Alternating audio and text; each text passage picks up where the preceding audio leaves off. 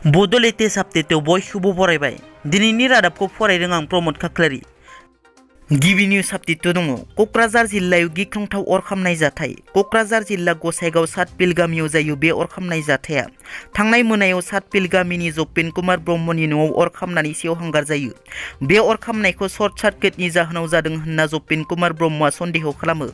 बुंथिनो गोनांदि अर खामनायजों न' सिङाव थानाय गेस सिलिन्डाराव बेरफुनायनि जाहोनाव अरा बांसिन गिथावनासिन जायो होनना जाथायाव भुगिनांनाय जपेन कुमार ब्रह्मआ फोरमायो।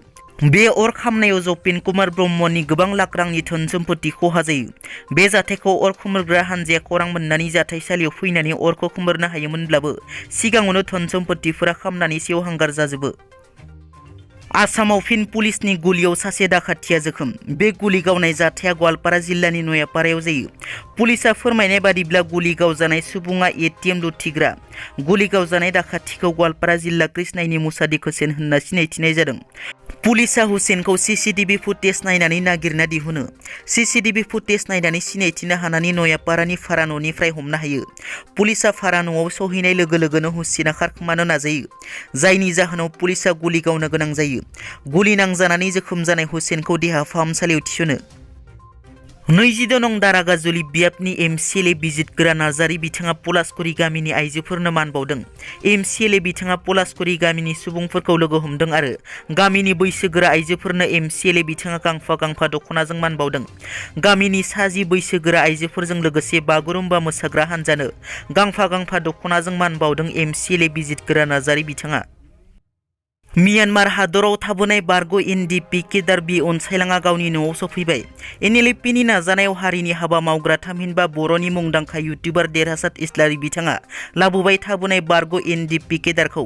बिटिआर गोरोबथा जानायनि उनाव बारग' एनडिएफबि केदार बि अनसायलाङा म्यानमाराव थाबोदोंमोन। चिरां जिल्ला रुनिखाता पुलिस थानानि सिङाव थानाय लाइमुथिनि थागिबि एनडिएफबिनि 42 बेट्सनि केदार बि अनसायलां बिथाङा दिनै बिटिआरआव सफैबाय। क'क्राझारनि सान्दामारियाव थानाय एनएलएफबिनि डिजिनेट केम्पआव अनसायलां बिथांखौ एनएलएफबिफोरा बरायो। बारग' एनडिएफबिनि दैदेनगिरिफोरा बिथांखौ खौरां लायैनि गोख्रों अजद दैखाङो। देरहासात इस्लारी आरो एनएलएफबिनि गाहाय एम बाथानि नाजानायाव म्यानमाराव थाबोनाय बि अनसायलांखौ लाबोनो हायो आरो एनएलएफबिआ सरकारजों सावरायनाया मोजाङै सोलिगासिनो दं होननानै एनएलएफबिनि दैदेनगिरि बिक्रम इस्लारीआ खौरांगिरिनि सिगाङाव फोरमायो। दुलाराय आसामावनो मागो दमासि फोरबो फालिनाय नुनो मोन्दों।